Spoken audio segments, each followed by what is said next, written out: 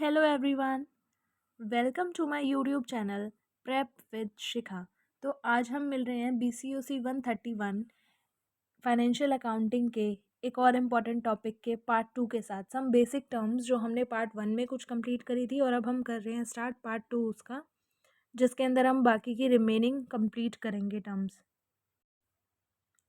जैसे कि आप सब लोग देख सकते हैं, हमने लास्ट वाली वीडियो के अंदर बुक्स ऑफ अकाउंट्स से कंप्लीट कर लिया था। अब हम स्टार्ट करें एंट्री से। स्टार्ट करने से पहले आप चैनल को सब्सक्राइब कर देना और बेल आइकन को प्रेस कर देना ताकि मेरी वीडियोस की नोटिफिकेशन आपके पास जल्दी से आ जाए। तो स्टार्ट करते हैं हम। एंट्री, द रिकॉर्डिंग और एंटरिंग अ ट्रांजेक्शन और event in the books of accounts is called an entry. Record करना और ट्रांजेक्शन को एंटर करना, किसी भी इवेंट को या किसी ट्रांजेक्शन को बुक्स के अंदर, उसको कहा जाता है एंट्री। फिर आता है हमारा general. General is the book of prime entry. It is used for recording all the transaction and event of a business entity in the first stage. General क्या होता है? जनरल एक प्राइम एंट्री होती है, ठीक है, जिसको सबसे पहले किया जाता है। फर्स्ट स्टेज होती है किसी भी बिजनेस एंटिटी के अंदर ट्रांजेक्शन्स को और इवेंट्स को रिकॉर्ड करने का। फिर आता है ledger. The transactions recorded in the journal are transferred into a separate book called ledger. जो भी ट्रांजेक्शन्स हम रिकॉर्ड करते हैं, इवेंट्स को रिकॉर्ड करते हैं जनरल के अंदर, फिर वही जनरल वाली ट्रांजेक्शन इवेंट्स कहाँ पे ट्रांसफ़र कर दिए जाते हैं? लेजर के अंदर ट्रांसफ़र कर दिए जाते हैं, ठीक है, जिसके अंदर एक सेपरेट अकाउंट ओपन किया जाता है, मेंटेन किया जाता है हर एक आइटम का। जैसे कि कैपिटल अकाउंट हो गया, सैलरी अकाउंट हो गया, फर्नीचर अकाउंट हो गया, बिजनेस अकाउंट हो गया, ठीक है। और लेजर क्या होता है? मेन बुक होती है अकाउंटिंग इन्फॉर्मेशन की, ठीक है, और इसको king of books of account भी कहा जाता है लेजर को। फिर है हमारा अकाउंट। अकाउंट क्या होता है? Account is a classified statement of transactions related to a person और अ थिंग और एनी अदर सब्जेक्ट। अकाउंट एक स्टेटमेंट ऑफ ट्रांजेक्शन होती है जो पर्सन से रिलेटेड होती है, किसी थिंग से रिलेटेड होती है और किसी भी सब्जेक्ट से रिलेटेड होती है, ठीक है। ये टी शेप में बनाई जाती है, वर्टिकल फॉर्म में, टू पार्ट्स में डिवाइड किया जाता है, ठीक है।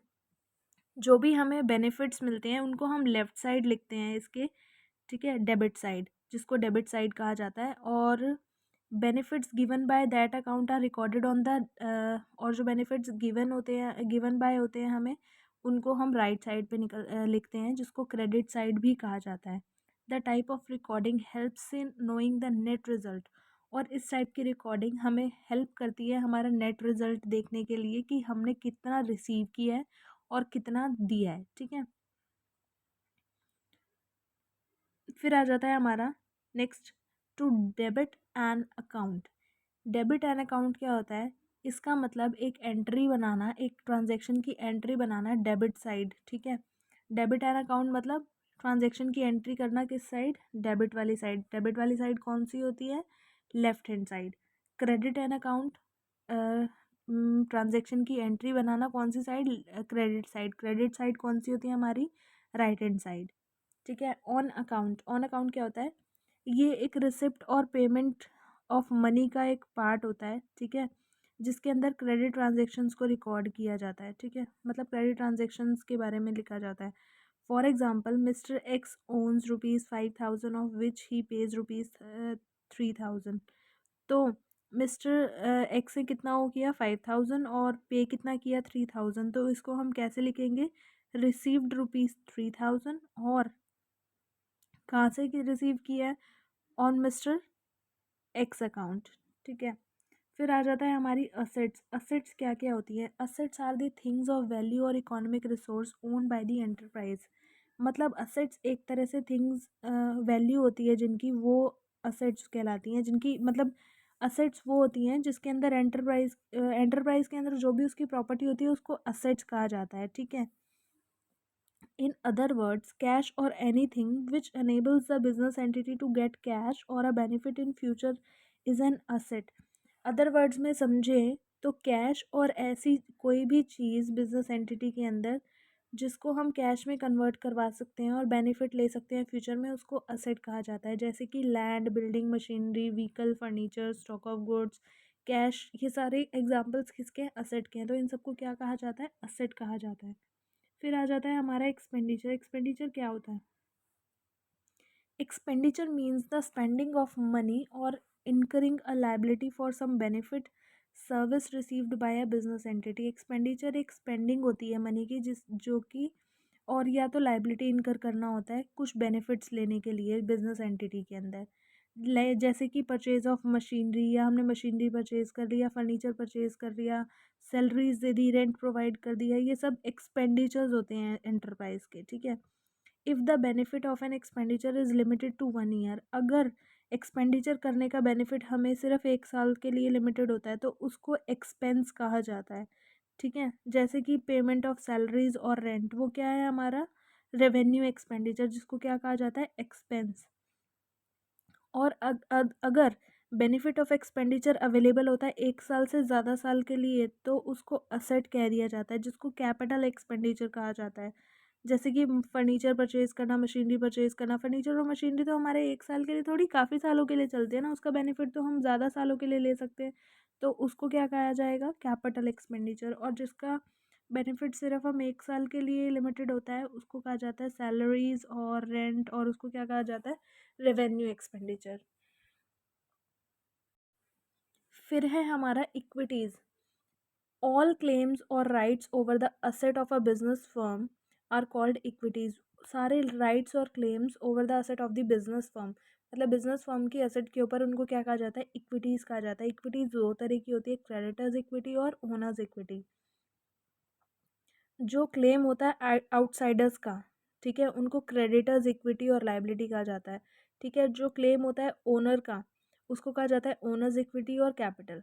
फिर आता है हमारा लाइबिलिटीज़ क्या होते हैं। Liabilities are also called creditors equity, मतलब क्रेडिटर्स इक्विटी भी कहा जाता है। मतलब कि ऐसा अमाउंट जो हमें जो बिजनेस फर्म ओ करेगी कहाँ से, आउटसाइडर्स से, मतलब ओनर का नहीं है इसके अंदर, कौन क्लेम कर रहा है आउटसाइडर्स क्लेम कर रहे हैं, उसको कहा जाता है liability. Loan from a bank creditors, loan from a bank creditor for good supplied, rent payable, salaries payable, interest payable to the lenders are some examples of liability. मतलब जो हमें पे करना है, रेंट करना है, सैलरीज पे करनी है, इंटरेस्ट पेबल करना है, तो ये सब क्या है लेंडर्स हैं, मतलब अपने लेंडर्स को पे करना है, ठीक है। तो ये सब क्या है हमारी लाइबिलिटीज़ हैं, तो इसको क्या कहा जाएगा। और ये कहाँ से मिली हमें, आउटसाइडर से तो मिल रही है, तो इनको कहा जाएगा क्रेडिटर्स इक्विटी। फिर आता है capital. Capital is the amount invested by the owner. Capital वो होता है जो बिजनेस इनिशियल स्टेज पे बिजनेस के अंदर अमाउंट इन्वेस्ट किया जाता है ओनर के through. It represent the owner claim on the firm asset is known as owner's equity. और वो क्या करता है, रिप्रेजेंट करता है ओनर का क्लेम रिप्रेजेंट करता है कि फर्म के अंदर उसकी असेट्स कितनी है, उसको कहा जाता है ओनर्स इक्विटी। और उसको हम नेट असेट और नेट वर्थ के नाम से भी जानते हैं। ड्राइंग क्या होती हैं, अमाउंट विड्रॉ करना, ठीक है, मतलब गुड्स को विड्रॉ करना, ठीक है, by the proprietor for the personal use of the business. मतलब बिजनेस में से अमाउंट विड्रॉ करना या गुड्स की वैल्यू को विड्रॉ करना प्रोप्राइटर के थ्रू, उसको क्या, और पर्सनल यूज़ के थ्रू, पर्सनल यूज़ के लिए उसको कहा जाता है ड्राइंग्स। फिर आता है प्रॉफिट। प्रॉफिट क्या होता है, excess of income over expenditure, मतलब कितना हमारी इनकम बढ़ी है खर्चे करने के बाद एक पीरियड के दौरान, उसको कहा जाता है ओनर्स इक्विटी। फिर आता है हमारा लॉसेस। लॉसेस क्या होता है, लॉस मीन्स मनी और money worth lost without receiving any benefit. Loss वो होता है कि मतलब हमारी पैसे का खर्चा होना, या खर्च खर्च बिल्कुल ही ज़्यादा हमें घाटा होना बिना बेनिफिट हुए, ठीक है, उसको कहा जाता है लॉस। जैसे कि कैश और गुड्स लॉस्ट बाय थेफ्ट और फायर एक्सीडेंट। जैसे कि कैश और गुड्स क्या हो गए, लॉस्ट हो गए हैं थेफ्ट के थ्रू, ठीक है, थेफ्ट हो गया है या फायर एक्सीडेंट हो गया है इसके थ्रू, इस वजह से, तो हमें लॉस हो गया है गुड्स का। In the context of profit and loss account, loss represent the excess of expenditure over income during a period of time. Loss उसको कहा जाता है कि जब हमारे एक्सपेंडिचर ज़्यादा होते हैं हमारी इनकम के कंपैरिजन में, उसको कहा जाता है, मतलब एक पीरियड के दौरान हमारे खर्चे ज़्यादा हो जाते हैं, हमारी इनकम कम होती है, उसको लॉस कहा जाता है। Loss decreases the owners equity, और लॉस से ओनर की इक्विटी भी डिक्रीज होती है। तो इस वीडियो में इतना ही। अब हम इस वीडियो के पार्ट 3 में आगे के टॉपिक, आगे की जो इम्पोर्टेंट टर्म्स हैं वो कंप्लीट करेंगे। अगर आपको वीडियो अच्छी लगी है तो प्लीज़ लाइक कमेंट शेयर ज़रूर कर देना। मिलते हैं नेक्स्ट वीडियो में इंपॉर्टेंट टर्म्स के साथ। Bye bye, thank you.